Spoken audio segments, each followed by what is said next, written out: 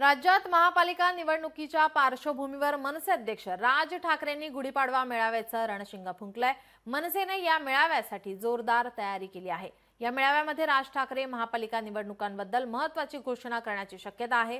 Chhatrapati Shivaji Maharaj park हा गुढीपाडवा मेळावा आयोजित करण्यात आला आणि या मेळाव्यात राज ठाकरे काय बोलणार याची उत्सुकता सर्वांनाच लागली आहे।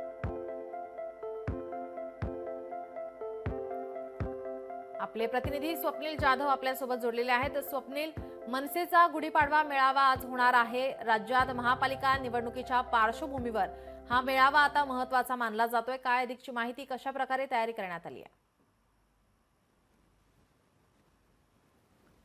नीलम, नक्कीच मनसेचा गुढीपाडवा मेळावा ही आगामी स्थानिक स्वराज्य संस्थांच्या निवडणुका, मुंबई महानगरपालिकेच्या निवडणुकांसाठी महत्त्वाचा आहे। आज निवडणुकीसाठी रणशिंग हे राज ठाकरे फुंकणार का हे पाहणं महत्त्वाचं ठरणार। मात्र राज्यसभेच्या या राजगर्जनेतून आपण बघितलं तर विरोधकांचा सुद्धा समाचार आज घेतला जाऊ शकतो, अशी एकंदरीत परिस्थिती आणि तयारी राज ठाकरे यांची पाहायला मिळते। एकूणच शिवाजी पार्कमध्ये शिवतीर्थावरती सभेची तयारी झालेली आहे। काही तासांमध्येच राज ठाकरे या ठिकाणी सभेला संबोधित करतील। मात्र या सभेमध्ये कोणकोणते विषय असतील आणि राज ठाकरे नक्की कोणकोणत्या विषयांवरून सत्ताधाऱ्यांना विरोधकांना टीकेच्या स्थानी ठेवणार हे पाहणं महत्त्वाचं ठरणार आहे। कारण स्थानिक स्वराज्य संस्थांच्या निवडणुका, दुसरीकडे अर्थसंकल्पीय अधिवेशन पार पडलं। या अधिवेशनाच्या पहिल्या दिवसापासून औरंगजेबाची कबर ते शेवटच्या दिवसापर्यंत म्हणजेच कुणाल कामराचं एकूणच वक्तव्य असेल, केस असेल, थोर महापुरुषांवर विरोधात करणारी वक्तव्य सोलापूरकर, कोरटकर यांच्याकडून नक्की या सर्वांवरती राज ठाकरे काय निशाणा साधतात हे पाहणं महत्त्वाचं ठरणार आहे। तसेच वाघ्या कुत्र्याच्या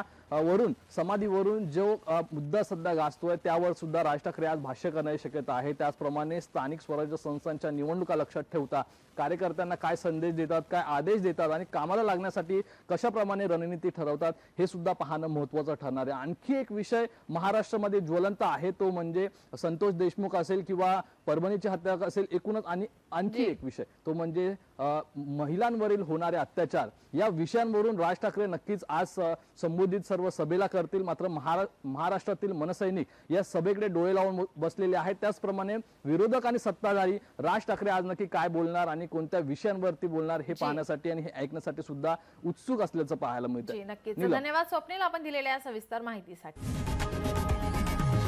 लोकशाही मराठी ऐका, पहा, जागरूक रहा।